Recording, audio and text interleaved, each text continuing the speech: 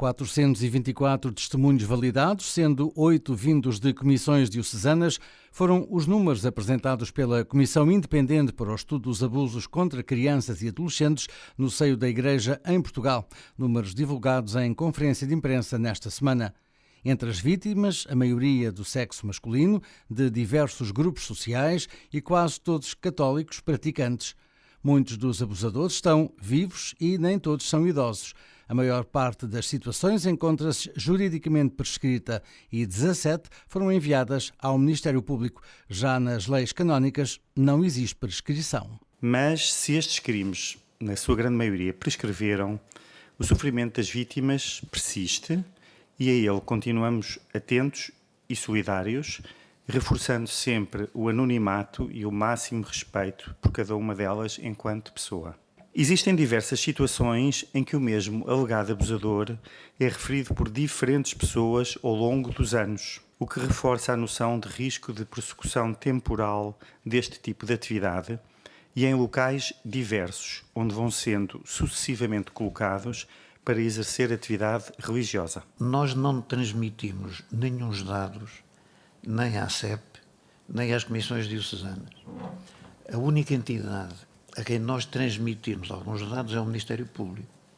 Exatamente no caso dos testemunhos configurarem a prática de um crime e estarem possivelmente dentro do prazo de procedimento criminal. E quando eu digo possivelmente, já da outra vez tivemos a ocasião de falar nisso, somos nós quem julga a prescrição.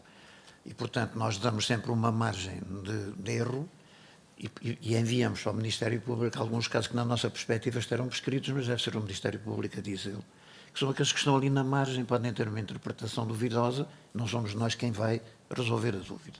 A Comissão Independente relatou sobre o acesso aos arquivos diocesanos, cuja separação de documentos está em andamento, destacando ter concluído as entrevistas aos bispos diocesanos e superiores de institutos religiosos. Na expressiva maioria de casos, a vítima espera um pedido de perdão por parte dos abusadores ou da hierarquia da Igreja, como já tem sido feito em algumas circunstâncias, como no caso da Arquidiocese de Braga, no passado dia 3 de outubro. Uma comissão fez há um tempo uma sugestão à CEP para a materialização deste ato, a materialização do pedido de desculpas, contactando o arquiteto Cisa Vieira, tendo em vista a elaboração de um projeto que exprimisse de forma simples e simbólica esta ideia, sendo que o mesmo de imediato se disponibilizou para o executar pro bono.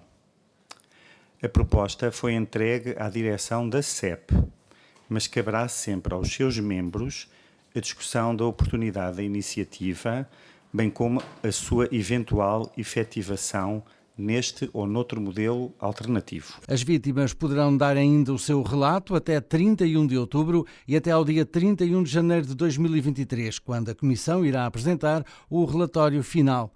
Nenhum dos seus membros prestará qualquer informação adicional, incluindo aos órgãos de comunicação social, assim como comentar, confirmar ou desmentir qualquer caso veiculado pelos média, o que não quer dizer uma desconsideração. Por último, as palavras que serão sempre as primeiras de todos nós e que vão dirigidas às vítimas. A todas e a todos que ao longo destes meses ousaram dar voz ao silêncio e que continuam a merecer o anonimato que pediram e o total respeito pelo seu sofrimento. É a essas pessoas que devemos, sem qualquer dúvida, a possibilidade deste estudo e a caracterização possível do que em parte aconteceu no campo dos abusos sexuais de crianças por membros da Igreja Católica. Porque essas pessoas têm rosto, voz e nome e não são apenas um número indistinto. É claro que é por elas que também hoje aqui estamos. Caso surjam mais testemunhos, posteriormente não serão desprezados. Sobre ocultações e a vulnerabilidade das vítimas, a Comissão Independente deixa um alerta, sobretudo aos órgãos de comunicação social. A ocultação é absolutamente inerente à questão do abuso sexual. É muito importante que os senhores jornalistas tenham essa noção. Claro que houve ocultação da hierarquia da Igreja, claro que sim, é preciso deixar isso bem claro, mas houve a ocultação das famílias. Muitas crianças e adolescentes falaram aos seus pais, aos seus tios, aos seus padrinhos dessa questão e foram solicitadas a calarem-se. É importante nós aliviarmos um pouco esse manto e tentarmos que não haja uma segunda ocultação. Mas ela existiu até nos companheiros, nos colegas de seminário que não quiseram falar e que não quiseram testemunhar. Permitam-me, no entanto, que faça um aviso como psiquiatra. Quando contatarem com as vítimas, tenham muita atenção à sua vulnerabilidade.